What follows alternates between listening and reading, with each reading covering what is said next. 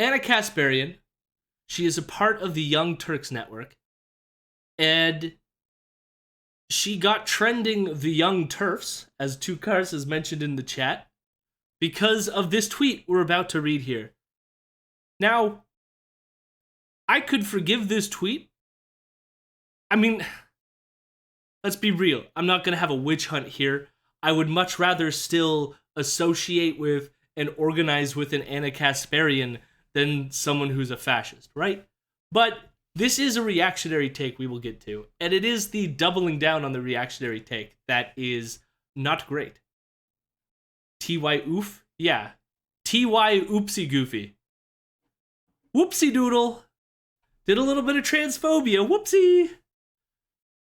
So this is what she wrote. She wrote, I am a woman. Please don't ever refer to me as a person with a uterus, birthing person, or person who menstruates. How do people not realize how degrading this is? You can support the transgender community without doing this shit. Now, first off, very first thing that comes to my mind is it's very clear that no one just does this, right?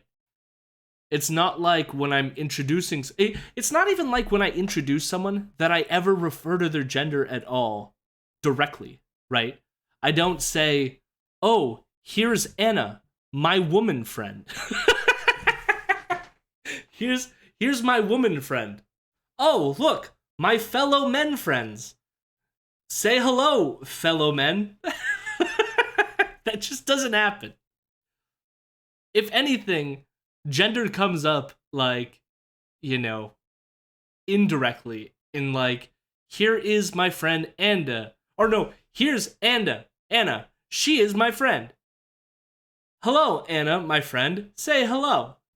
She is a wonderful person. So now, like, it's indirected through, like, pronoun use, right? But of course I wouldn't...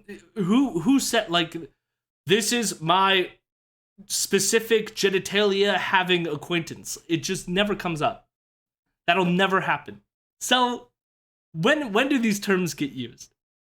They often get used, I think my favorite way of explaining it is, like, sociologically, right? They're referring to groups of people, and the reason why you would use these terms is to be inclusive. That's it.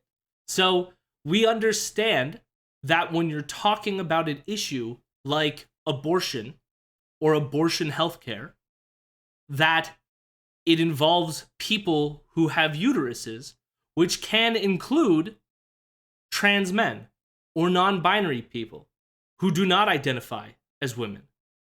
So, if you just say abortion is just a women's issue, it only affects women, you are excluding people that it definitely affects. So as good leftists, what do? We try to be inclusive. So you go, oh, people with uteruses need our help in this area. They need abortion rights. Now why, at all, would that bother you? How is that degrading? How is that... even she doesn't use the language of objectification, but how is that objectifying or like, making less of you in any way? I mean, the other part that I don't understand is like, even if we did refer to people directly as like, you are person with uterus, how is that any more degrading than if we refer to people by gender? Right? Like, you're just referring to people by attributes, whether it's gender or body parts. Like, I just don't understand why that both are reductive in some capacity. Because at the end of the day, you're just the individual. You're Anna. You could be whatever you want to be. If you decide to be woman, then okay. But like, this is so weird to get upset about it. So, of course, what we're going to reflect on is the doubling down, because this, of course, was pointed out to Anna very clearly by a lot of people. So, the Humanist Report had this to say. I respect you a lot, but this notion that the mere existence of trans-inclusive terms, rarely used in casual conversations, somehow degrades women comes right out of the right's anti-trans war on women playbook. There's a reason why they're praising you for this. So we'll get to it, but a lot of far-right people were somewhat supportive of her. I think a lot of them were doing the game of like, somebody I hate was right one time kind of like takes. But like, the reason why that's upsetting, so she's going to reject to this part of what Mike is saying. So I'll go to that right now. She goes, "Hey, Mike, you're a guy who has no clue what it's like to have your reproductive freedom taken away. But consider what it's like to have the same lawmakers who fail to protect our rights turn around and call us people with uteruses.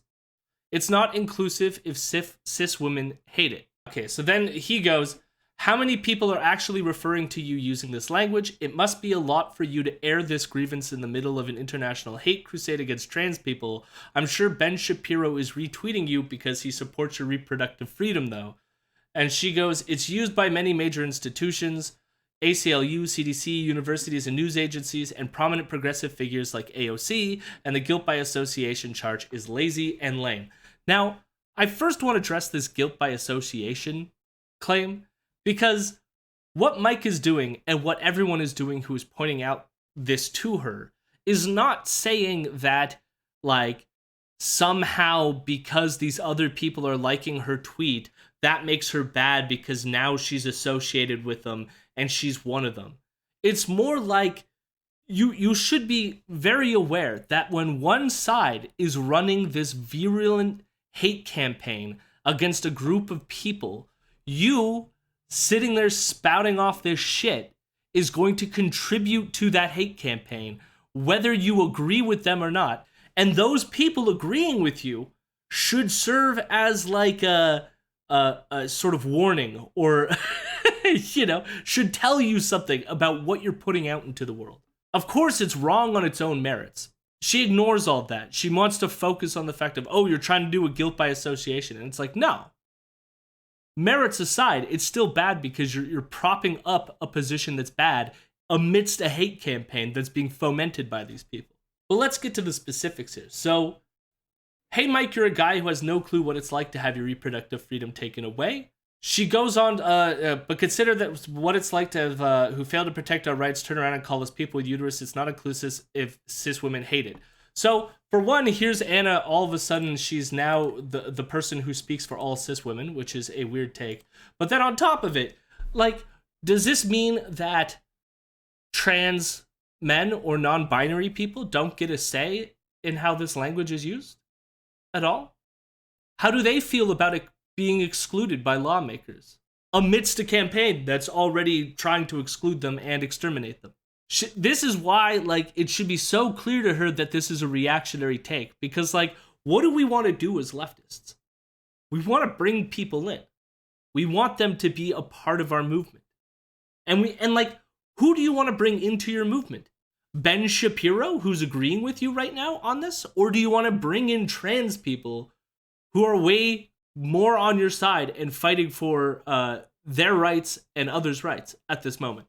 It's so absurd to toss them aside like that for absolutely no reason, because you have a personal feeling of ickiness because you think weirdly this language is degrading when it isn't. You also get, like, wonderful thing here. So here's Carrie Lake. She goes, "A broken clock," and then a shrug emoji. And Anna goes, "I think you're an embarrassment to this country and a full-blown lunatic." But look, why do you think...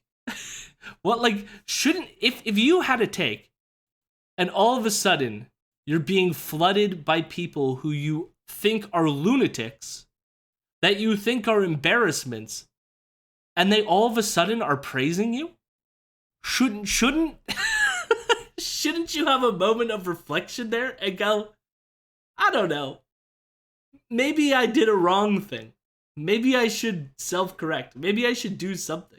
I don't know why she's doing this. Other than, like, I mean, she's had reactionary takes in the past. Of course, again, all her reactionary takes that she has, tons of people have reactionary takes. We couldn't get our movement off the ground if we just discarded everyone who had a reactionary take. I'm way more concerned about not the existence of Nazis and the people who are passing legislation against trans people than I am against Anna Kasparian. I'm mainly highlighting this because she did something that like is clearly reactionary, but is unaware of it. And there's a lesson there for other lefties when they do something reactionary without knowing that they're doing something reactionary. She might know, but leave that aside. A lot of people, I think, do reactionary things, and they don't realize that like they're reactionary. They think, well, I'm just right. Why don't you just agree with me? And then they take everything that people say to them as attacks. And one thing that we should try to learn as just people, but also as lefties, is to just have some space when people are calling you out. It's quite possible that there are going to be times where people call you out, and you were correct, right? Maybe they were wrong for doing the calling out. But it's still good in those circumstances to just let it chill for a bit. Reflect on it. But I think like for whatever reason, people have they get their guards up and they just go on like attack mode and defense mode. And it's just like they think everyone's attacking them and they're wrong and they're being mean, and they, if anything, it feeds the reactionary mind. It's like a what's the word I'm looking for? Like it builds on itself, right? I noticed this going back to like, this is going to be like a weird going back to, but people like Richard Dawkins, right? Richard Dawkins was an eminent biologist, very smart academic, and when I go back and I read his old books, I think they're great. I think that a lot of what he wrote about was interesting, well developed, even had an eye towards some social justice issues. Okay? But then something happened in his mind. And here's the path that I think his mind took to the kind of reactionary figure that we all know Richard Dawkins to be today. Part of it was he was constantly inundated by creationists who would yell at him and argue with him. So what that does is it builds up this feeling of constant attack. In that case, when it came to creationists, he was right. They were wrong. However, then it started coming from people who were like, hey, your views on religion here are being unnecessarily prejudicial to people who are being subjugated right now. Maybe cut it out a bit. But then he started taking those as identical to the creationist takes. And then further, when feminists started getting mad at him, when trans people started, or trans activists and trans supporters were getting mad at him, he doubled down again. And part because he learned it's like this reactionary training where you learn that like, oh, all these people attacking me, they're the ones who are wrong. Where it's like, it can often be a mixture. Again, he was correct when it came to evolution shit, but he had an expertise there, right? So I just see this constantly. It's constant throughout, like, you can even see it in people like Matt Taibbi, who just got, like, he got sort of Me Too'd in, like, the most indirect way, and then just went off the fucking deep end because of it. One thing that we can learn to save your own brain from getting brain rot from this shit is, like, be more self-reflective. Take a little bit of a breather when people are calling you out on something, and don't just immediately double down on shit. Maybe sit on it for a week. You don't even have to, like, say anything right away. You could just be like, I'm going to think about this, and move on. And everyone would stop, and you won't be trending for several days, you know? Now, of course, like, when you're in the industry for attention, that may be a little difficult to do. But, like, all you could have done was, like, I'm just going to sit on it for a bit, and I'll get back to you. I don't, like, again, I'll just bring it back to this one point before I move on. I have one other thing to hit, but, like, I, again, don't even see that as degrading. I made some sort of comment to a post that Nora Loretto had, and I made some joke about, like, I wouldn't, like, I think somebody responded to her responding to the Anna Kasparian thing, and it was, like, a headline that, like, when it was speaking about men's, like, health, it said men's health, but then when it was speaking about, like, women's health, it said person with a uterus. And then he's like, see, there's a discrepancy here. And then I was like, you'd probably still be mad if, like, the first one said dick haver instead of, like, men. And then Nora was like, well, they probably would be happy with dick haver because, you know, men are gross like that. But I still think, like, there's a sense of, like, I think there's, like, a good part of that, which is just, like, who cares what you're labeling someone? Like, in terms of, like, a body part. Like, is there anything wrong with the uterus? Is there anything wrong with a penis? Is there anything wrong with menstruating? Like, why are you so fucking offended by this? I am a person with a beard. If someone, like, wants to group me in the category of beard havers, I will not be upset about that. I had one more take about this that I want to address, because it was really bad. This person is known for their bad arguments, even though they have an entire show called Give Them an Argument. So Ben Burgis. Now, again, I don't hate Ben Burgis. I know there's a lot of Ben Burgis hate out there. I'm not going to jump on a Ben Burgis hate train, just like I'm not going to jump on an Anna Kasparian hate train. I would much rather organize with a Ben and Anna than, like, anyone who's, like, a liberal to a fascist, right? Now, I completely disagree with them here and think they're being... I'm going to use the word silly because I don't like I'm trying to avoid other words. They're being silly here. So let's read it. If you think this isn't... So he's responding to Anna's tweet. So I'm not going to reread her tweet, but he's responding to it. If you think this is an anti-trans tweet, you either don't make it to the fourth sentence, or you're responding to that sentence by saying, essentially, no, you can't. But, like, you obviously can. Not every linguistic hill is worth dying on. Let me tell you what he's trying to do here. Let's psychoanalyze this rather than to get into the actual meat of it at first. Which is, Anna is Ben's friend. And so Logic Boy Ben has slid in and been like, I can save you, Anna. With a logistic syllogism. I'm going to come in. I'm going to pull out my Aristotle and we're going to start busting out logic equations and start mapping out all the premises in the tweet you had. And we're going to logic my defense of my friend. We get Mike from PA comes in here and goes, Ben, you can't seriously think that you can be supportive of trans people by denying their identities in medical, legal, or social contexts. And then Ben just shares a previous tweet of his that I guess clarified some things. So it goes, my take for what it's worth. I don't think anyone, at least on the left, has a big issue with using aseptically or even frankly slightly creepily inclusive language. Again, what the fuck is creepy about any of this? Slightly creepily inclusive language in medical settings. And obviously no one uses them in casual conversations. It's, and then he puts like an asterisk, political settings, where it's a very bad idea.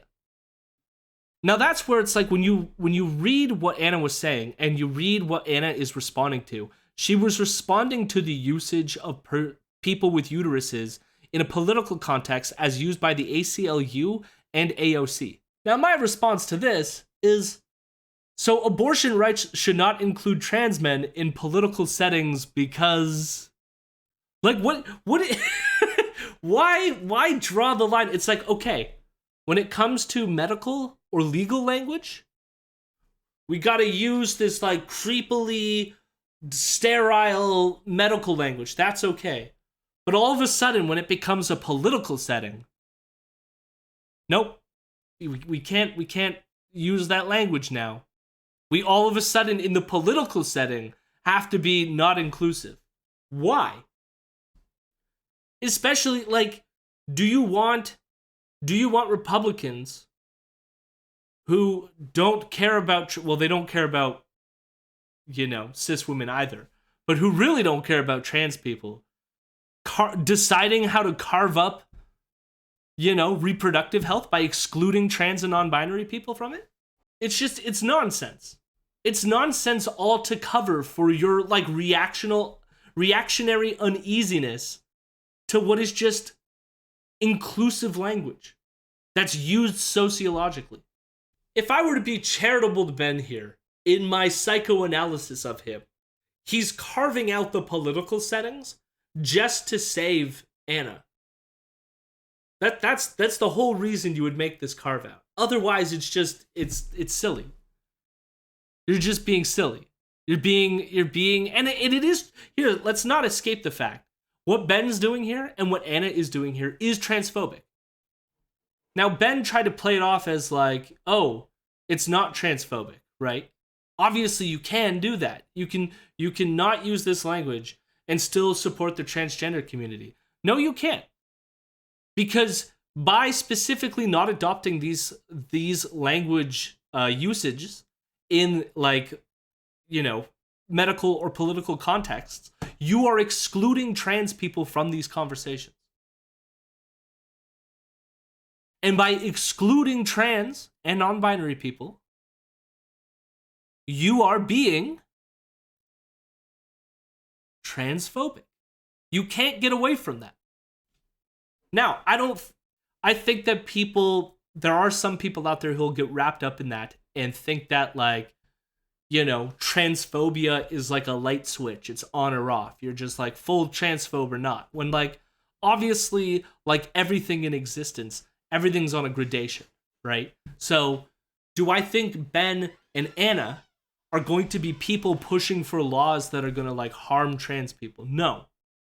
Do I think they're contributing to a culture right now of transphobia that is harming trans people? 100%.